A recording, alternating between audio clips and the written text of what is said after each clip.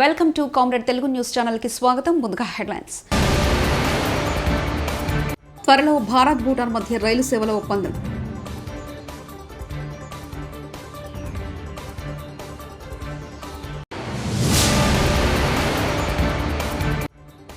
పెన్షన్ల పంపిణీలో వాలంటీర్లను దూరంగా ఉంచాలి. నిమ్మగడ్డ రమేష్.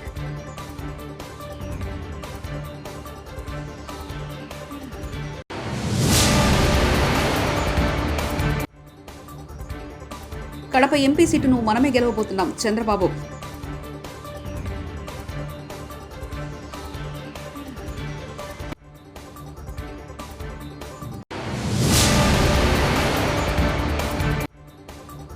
బేగంపేట చోరీ ఘటన, ఆ తల్లి కూతుళ్ల ధైర్యం అందరికీ ఆదర్శం. కిషన్ రెడ్డి. ప్రధాని మోదీ పర్యటన సందర్భంగా భారత్ భూటాన్ మధ్య అంతరిక్షం, విద్యుత్ సహా పలు రంగాలపై కీలక ఒప్పందాలు జరిగాయి. భూటాన్లో నూతన ఎయిర్పోర్ట్ నిర్మాణానికి భారత్ అంగీకరించింది. అస్సాంలోని కోజ్రాకా, బెంగాల్లోని బనర్హెట్ నుంచి భూటాన్కు రైళ్లను అందుబాటులో తెచ్చేందుకు డీల్ కుదుర్చుకుంది. 2019-2024 మధ్య 5,000 కోట్ల ఆర్థిక సాయాన్ని అందించిన భారత్ రానున్న 5 ఏళ్లకు దానిని డబుల్ 10,000 కోట్లు చేసింది.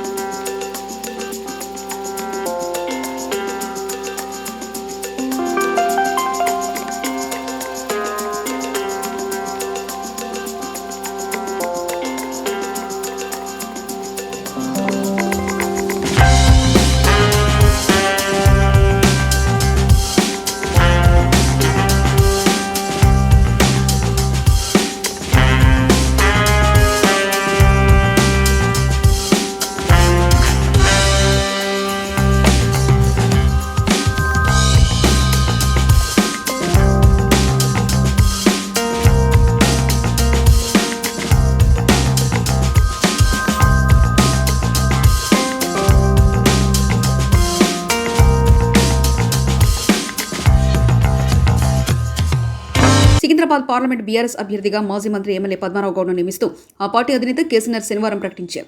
ఈ మేరకు పార్టీ శాసనసభ్యులు, ప్రజాప్రతినిధులు, ఇతర ముఖ్య నేతలతో జరిగిన సమావేశంలో చర్చించి అందరి అభిప్రాయం సేకరించిన తర్వాత ఈ నిర్ణయం తీసుకున్నట్లు తెలుస్తుంది.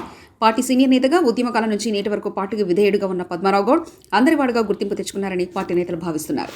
పెన్షన్లు, రేషన్ పంపిణీ నుంచి వాలంటీర్లను దూరంగా ఉంచాలని సీఎఫ్డీ ప్రధాన కార్యదర్శి నిమ్మగడ్డ రమేష్ కుమార్ ఏపీ ఎన్నికల ప్రధాన అధికారిని కోరారు. పెన్షన్లు నేరుగా లబ్ధిదారులకు బ్యాంకు ఖాతాలోనే వేయాలన్నారు. ఓటర్లను ప్రభావితం చేయకుండా వాలంటీర్ను కలెక్టర్, ఆర్ఓలు నియంత్రించాలని కోరారు. ఎన్నికల ప్రచారంలో పాల్గొన్న వారిని తక్షణమే విధుల నుంచి తొలగించాలని సీఈఓకు లేఖ రాశారు. క్రియాత్మకంగా నిర్దిష్టమైన కొన్ని సూచనలు కూడా చేశాం. దాంట్లో భాగంగా ఏంటంటే ఈ పెన్షన్స్ కానీ రేషన్ డిస్ట్రిబ్యూషన్లో కానీ వాలంటీర్స్ పాత్ర ఏమీ కూడా లేదు. అంచేత వాలంటీర్స్ని ఈ ప్రక్రియ నుంచి కూడా దూరంగా కనుక పెట్టినట్లయితే వాళ్ళకి ఓటర్స్ని డైరెక్ట్గా కనపడే ప్రత్యక్ష సంబంధాలు పూర్తిగా తెగిపోతాయని కూడా చెప్పడం జరిగింది. రేషన్స్ విషయం అయితే రేషన్స్ సివిల్ సప్లైస్ వ్యాన్ ద్వారా డిస్ట్రిబ్యూట్ అవుతున్నాయి. ఈ డిస్ట్రిబ్యూట్ అయ్యేటప్పుడు వాలంటీర్స్ పాత్ర ఏమీ లేదు. దానికి ఒక సిబ్బంది ఉంటారు. దానికి సంబంధించిన సిబ్బంది ఎవరైతే ఉంటారో ఈ రేషన్స్ని డిస్ట్రిబ్యూట్ చేస్తుంటారు. దీంట్లో వాలంటీర్స్ పాత్ర అయితే ఏమీ లేదు. అయితే ఓల్డేజ్ పెన్షన్స్కి సంబంధించి ఏమన్నా డిఫికల్టీస్ ఉంటాయా అన్న విషయాన్ని చర్చించడానికి కోసం సిఇఓ ఆఫీస్కి వచ్చినప్పుడు కొన్ని నిర్దిష్టమైన సూచనలు మాత్రం చేశాం. మినహాయింపులు ఇవ్వడానికి మాత్రం సిఎఫ్డి సిద్ధంగా ఉంది. ఎవరైతే అంగవైకల్యంతో బాధపడేవాళ్ళు, ఎవరైతే స్వయంగా వార్డు సెక్రటేరియట్ దాకా వెళ్ళి ఈ పెన్షన్స్ని తీసుకోలేని వాళ్ళ వరకు మినహాయింపులు ఇవ్వచ్చు. వాళ్ళ వరకు ఇంటి దగ్గరికి వచ్చి వాళ్ళ పెన్షన్స్ ఇస్తే సిఎఫ్డికి ఎటువంటి అభ్యంతరాలు లేదు అని చెప్పి తెలియజేయటం జరిగింది. ఈవరకే బ్యాంక్ అకౌంట్స్ ఉన్న లబ్ధిదారులు ఎవరైతే ఉన్నారో ఈ పెన్షన్స్ డబ్బు ఏదైతే ఉంటుందో నేరుగా వారి ఖాతాలకి జమ చేయండి. బ్యాంక్ అకౌంట్స్ లేని పెన్షన్ లబ్ధిదారులు ఎవరైతే ఉన్నారో వాళ్ళు వార్డ్ అండ్ విలేజ్ సెక్రటేరియట్కి వెళ్ళి అక్కడ వారి పెన్షన్స్ డబ్బు కనుక తీసుకుంటే అవకాశం మీరు కనుక కల్పించాలి. కల్పించినట్లయితే వాలంటీర్స్ ప్రమేయం పూర్తిగా పోతుంది అని చెప్పి కూడా చెప్పటం జరిగింది. ఇది జరిగిన తర్వాత కూడా ఇది కూడా మనం అమలు చేసిన తర్వాత కూడా ఇంకా కూడా వార్డ్ అండ్ విలేజ్ ఈ వాలంటీర్స్ ఈ ఓటర్స్ని ప్రభావితం చేయడానికి ఓటర్స్ ఇంటి చుట్టూ తిరుగుతున్నారు, అక్కడే తిరుగుతున్నారు, వాళ్ళ మూమెంట్స్ని నియంత్రించాలి అన్న ఆ సమస్య గనక ఉత్పన్నం గనక అయితే ఎన్డీఏ కేంద్రంలో 400కు పైగా లోక్సభ స్థానాల్లో విజయం సాధిస్తుందని, రాష్ట్రంలో కూటమికి 160కి పైగా అసెంబ్లీ సీటు వస్తాయని తెలుగుదేశం పార్టీ అధినేత చంద్రబాబు నాయుడు అన్నారు. తెలుగుదేశం పార్టీ ఎమ్మెల్యే, ఎంపీ అభ్యర్థుల విజయవాడలో ప్రత్యేక వర్క్షాప్ నిర్వహించారు. పిఎస్సి చైర్మన్ నాదెళ్ల మనోహర్ గారు, అదేవిధంగా జనసేన తరపున వచ్చినటువంటి నాయకులు కందుల దుర్గేశం గారు, BJP discipline committee chairman pak Satyanarayana గారు, బీజేపీ నాయకులు నాగభూషణం గారు, అదేవిధంగా ఈరోజు తెలుగుదేశం పార్టీ తరఫున పోటీ చేస్తున్నటువంటి పార్లమెంట్ అభ్యర్థులు, పోటీ చేస్తున్నటువంటి శాసనసభ అభ్యర్థులు, వారికి సహకరించడానికి ప్రతి ఒక్క నియోజకవర్గంలో ఒక టీమును పెట్టుకోవాలి. ఆ టీం ద్వారా సమర్థవంతంగా ఈ కార్యక్రమాలు నిర్వహించాలని చెప్పి ఉద్దేశంతోనే మనం ఒక టీం ఏర్పాటు చేసుకున్నాం. వారందరూ కూడా వచ్చారు. వారందరికీ మనస్ఫూర్తిగా నా నమస్కారాలు. మీడియాకు కూడా ప్రత్యేకంగా నమస్కారాలు. ఈరోజు ఇప్పుడే పొత్తుల యొక్క ప్రాధాన్యత, మనం అందరం కలిసి ఏ విధంగా ఒక జట్టుగా భేషజాలను వదిలిపెట్టి గెలిపే ధ్యేయంగా మనం ముందుకు పోవాల్సిన అవసరం ఉంది. ఇది ఒక రాజకీయ పార్టీ ప్రయోజనం కోసమో లేకపోతే గెలిచే అభ్యర్థుల ప్రయోజనం కోసం కాకుండా రాష్ట్ర ప్రయోజనాల కోసం ఈరోజు మనందరం ముందుకు పోతున్నాం. ప్రజలు గెలవాలంటే ఎన్డీఏ రాష్ట్రంలో గెలవాలి, దేశంలో ఎన్డీఏ గెలవాలి. గాడి తప్పిన పరిపాలన ఘాట్లో పెట్టడానికి మనందరం కూడా సహకరించాల్సిన అవసరం ఉంది. ఈరోజు అభ్యర్థుల ఎంపిక కూడా మీరు చూస్తే, ఇంకా ఈరోజైతే నేను ఆలోచించాం, అన్ని రాజకీయ పార్టీలు వారి యొక్క ప్రొసీజర్స్ ఒకసారి మన ఎన్నిక ప్రారంభమైన తర్వాత, పొత్తు కూర్చుకున్న తర్వాత అభ్యర్థుల ఎంపిక వివిధ రాజకీయ పార్టీలు చేసుకోవాల్సిన అవసరం ఉంది. ఈరోజు జనసేన కానీ, బీజేపీ కానీ, తెలుగుదేశం కానీ, ఈరోజు మనం మన అభ్యర్థుల్ని ఎంపిక చేశాం. వాళ్ళు కూడా ఎంపిక చేస్తున్నారు. ఎంపిక చేసేట్టు అందరం కూర్చోవాలనుకున్నాం. వాళ్ళు ఇంకా చేస్తున్నారు కాబట్టి ఇదే విధంగా వాళ్ళు కూడా మీటింగ్లు పెట్టుకొని సమర్థవంతంగా ధీటుగా ఎదుర్కోవాలంటే ఈసారి ప్రతి ఒక్కరు కూడా అప్రమత్తంగా ఉండాల్సిన అవసరం ఉంది. ఈ రాష్ట్రంలో రాజకీయాలు ట్రెడిషనల్గా ఉంటే, ప్రజాస్వామ్యయుతంగా ఉంటే మనం మామూలుగా రాజకీయాలు చేసేవాళ్ళం. ఈరోజు ఒక పక్క చూస్తే రౌడీయిజం, అధికార దుర్వినియోగం ఒకటి కాదు, ఎన్ని రావాలనో అవలక్షణాలు అన్నీ వచ్చాయి. అలాంటప్పుడు అందరూ క్యాండిడేట్లు కూడా చాలా అప్రమత్తంగా ఉంటే తప్ప మనం ఏమాత్రం కూడా ముందుకు పోయే పరిస్థితి ఉండదు. ఈ విషయం మీరు గుర్తుపెట్టుకోవాలి. ఇంత మునిపై సత్యనారాయణ గారు మాట్లాడినప్పుడు చెప్పారు, మనోహర్ గారు కూడా చెప్పారు. భారతీయ సినీ పరిశ్రమను ఏకతాటిపైకి తీసుకొచ్చేందుకు కృషి చేస్తామని మా అధ్యక్షుడు మంచు విష్ణు తెలిపారు.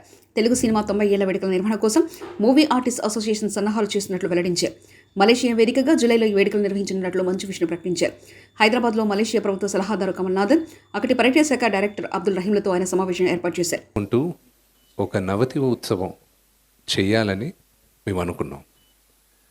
దాని తర్వాత అనేక కారణాల వల్ల అది మాకు పుష్ అవుతుంది. ఎందుకంటే we couldn't find the right partners. ఏదైనా స్టార్ట్ చేస్తే నంబర్ 1గా ఉండాలి, లేకపోతే చేయకూడదు అనే ఉద్దేశం నాకుంది. లాస్ట్ ఇయర్ మలేషియన్ గవర్నమెంట్తో చేయాలి అన్న ఉద్దేశం వచ్చినప్పుడు రాహుల్ గారు ఫ్రమ్ ఆక్టోపస్ ప్లీజ్ ఆయన్ని కాంటాక్ట్ చేయడం జరిగింది. ట్రాన్స్పరెన్సీ ఇప్పుడు నాకు నచ్చిన వాళ్ళని తీసుకొచ్చి ఊరికే పెట్టేసే కన్నా మేము బిడ్డింగ్కి పిలిచాం ఎవరు బాగా చేస్తారని.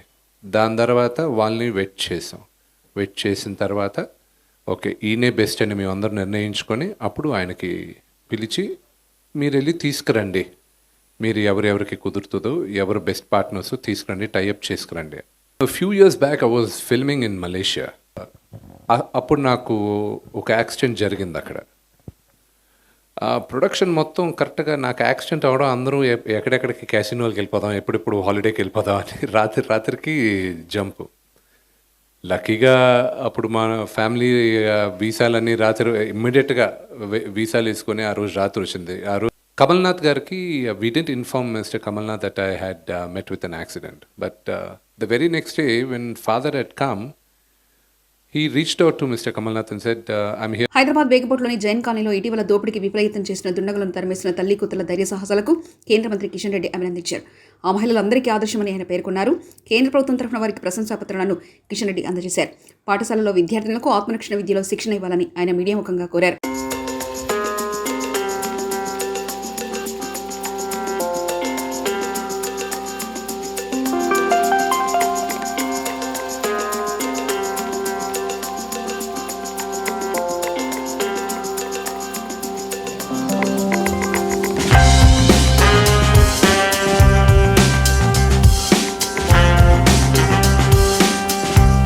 విధంగా అమిత కానీ భావి కానీ తల్లి కూతురు ఇద్దరు, పాప ఇంటర్మీడియట్ ఇప్పుడే ఎగ్జామ్ రాసింది, వీళ్ళిద్దరూ కూడా ప్రాణాలకు తెగించి మరి వాళ్ళు దొంగలను ఏ రకంగా ఎదుర్కొన్నారో, మరి ఏ రకంగా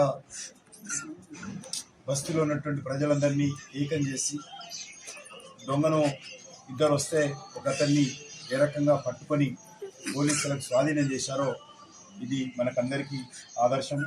ముఖ్యంగా ఇద్దరు తల్లి బిడ్డలిద్దరూ ఈ రకంగా చేయడము నిజంగా మహిళా సమాజమే గౌరవపడేటువంటి విషయం.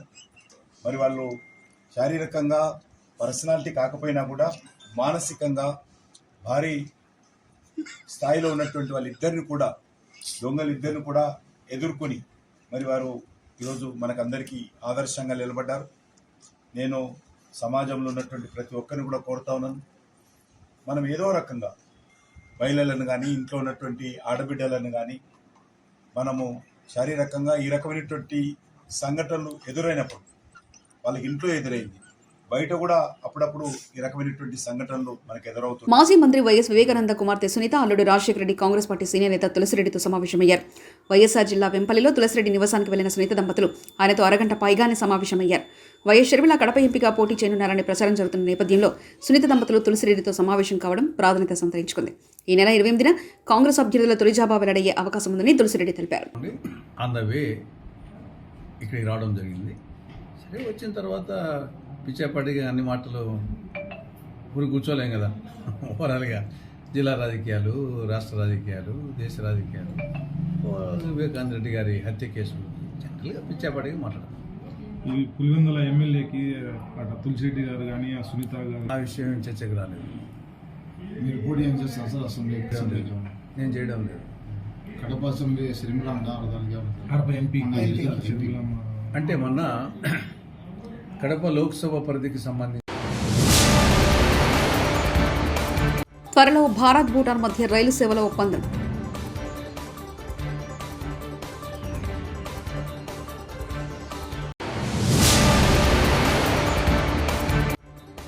పెన్షన్ల పంపిణీలో వాలంటీర్లను దూరంగా ఉంచాలి. నిమ్మగడ్డ రమేష్.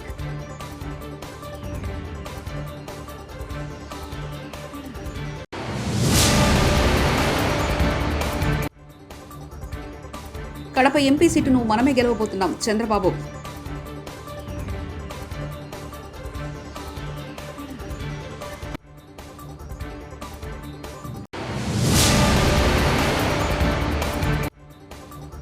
బేగంపేట చోరీ ఘటన, ఆ తల్లి కూతుల ధైర్యం అందరికీ ఆదర్శం. కిషన్ రెడ్డి. ఇవి బులెటిన్ విశేషాలు. చూస్తూనే ఉండండి కామ్రేడ్ తెలుగు న్యూస్ ఛానల్ ప్రతినిధి ఒంటేరు రమేష్ చంద్ర పరకాల.